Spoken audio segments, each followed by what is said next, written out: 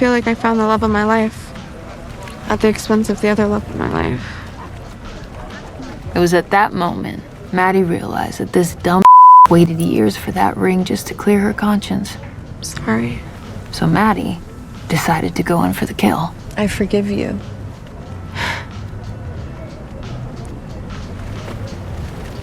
Thank you. Hi everyone, and welcome back to the channel where we break down everything happening in the latest seasons of your favorite shows, movies, and pop culture moments.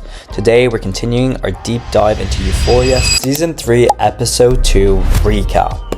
And things get even messier. So let's get into it. Episode 2 opens up with Maddy arriving in LA completely broke.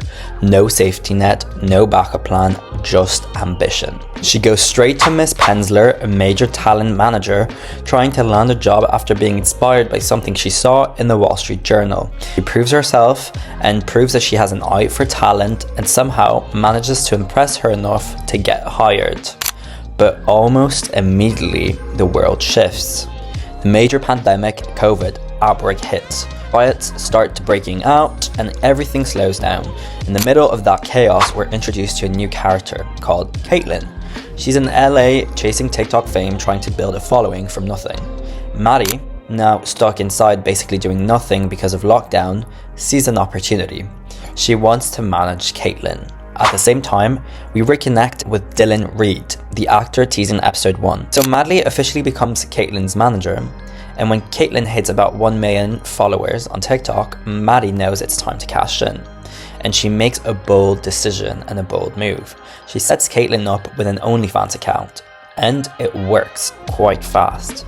Maddy even connects Caitlin with Dylan, linking her into the acting world. But just as things starts building up and reality hits, Miss Penzler shuts it down.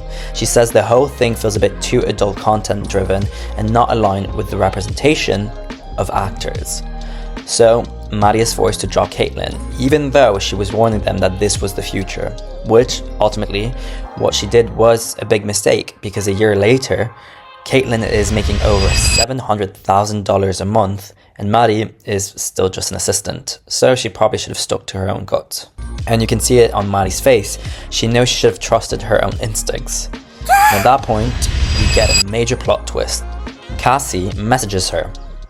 At that point, we cut back to Rue and Alamo, still deep in a dark world where we saw her in episode 1. She's now at Alamo's mansion, and they're talking and hanging out, and it's clear that she's interested in working for him, but he doesn't fully understand who Rue is just yet. So Rue is doing grim work for the time being, including cleaning up after the death of Tish, the girl who overdosed in episode 1, and then we see a huge reveal that the actual drugs were indeed laced with fentanyl.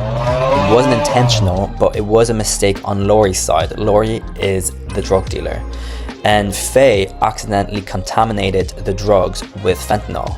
Still, Alamo wants compensation, and for that he wants Rue.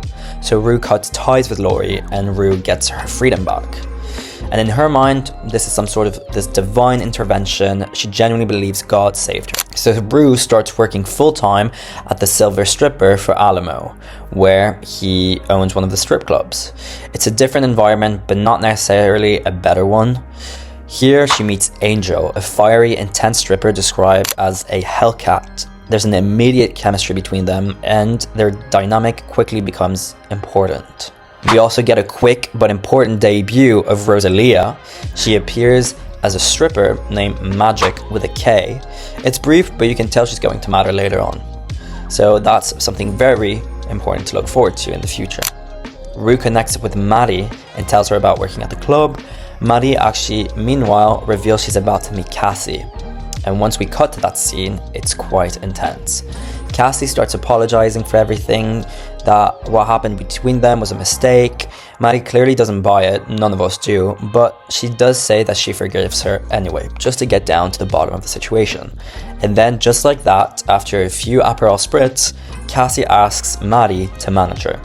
Maddy agrees, but clearly Maddy's in control of the entire situation. She's playing Cassie like a fiddle, probably to her own advantage. She sees that Cassie's willing to basically do anything, so she probably would make a lot of money, but we'll have to see that on later on in the future episodes. Then we finally check in on Nate's side of things. His dad, Cal, makes an appearance. Cal was normally going to end up in jail, but slightly avoided it. Who knows how? But he's completely broke, humiliated, has no more business, and now he's basically just living off of Nate a little bit. Nate isn't really doing much better. He's dealing with a serious financial issue and now owes about 100 grand to a supplier that he wants to work with, and he has to give that money by that Friday. Everything around him starts to crack and it's kind of crumbling. But then we cut back to the club. Angel finds out that her best friend Tish died from the overdose, and after that she sort of spirals. Alamo kind of gives Rue an ultimatum. She says to get Angel into rehab or she's going to lose her job. So Rue actually takes her to this secret facility that is supposedly rehab, but there's no paperwork and no real process. It kind of doesn't feel really legit, and there's definitely something added to it. It seems darker. I'm actually thinking we might not see Angel after that. She might have been killed off. That is just what I speculate, but we'll have to see the next few episodes to see if that's correct or not. Then we get a moment that we've all been waiting for, and that's when Rue and Jules reunite again. It's quiet, emotional, a bit awkward, flirty. In my opinion, Jules is doing it a bit too much, but anyways, they talk about the past, what they've had and what they've lost. Jules reveals that she's now a sugar baby living in a beautiful apartment and has a completely different life, but she makes it clear that things can't really go back how they were between Rue and Jules just because so much has transpired, so it kind of feels like there's no much more hope for Rue. That being said, the episode does end on a spicy note. Jules invites Rue to take a bath with her, and that's where we finish off. So in episode 2, we can see that everything really leans into character shifts and consequences. We see Maddy much more. Maddy is stepping into power, Rue trying to redefine herself while still spiraling, Cassie inserting herself back into the chaos. It's a building towards something bigger. And once again, the tone seems to be more mysterious for this season. A lot of unanswered questions, but we will see what happens in the next few episodes. Hopefully we get a bit more clarity. So that's all we have for today. I'll be posting it back on next Monday for episode 3 recap. Make sure to like and subscribe because we'll be back here every week for all the recap.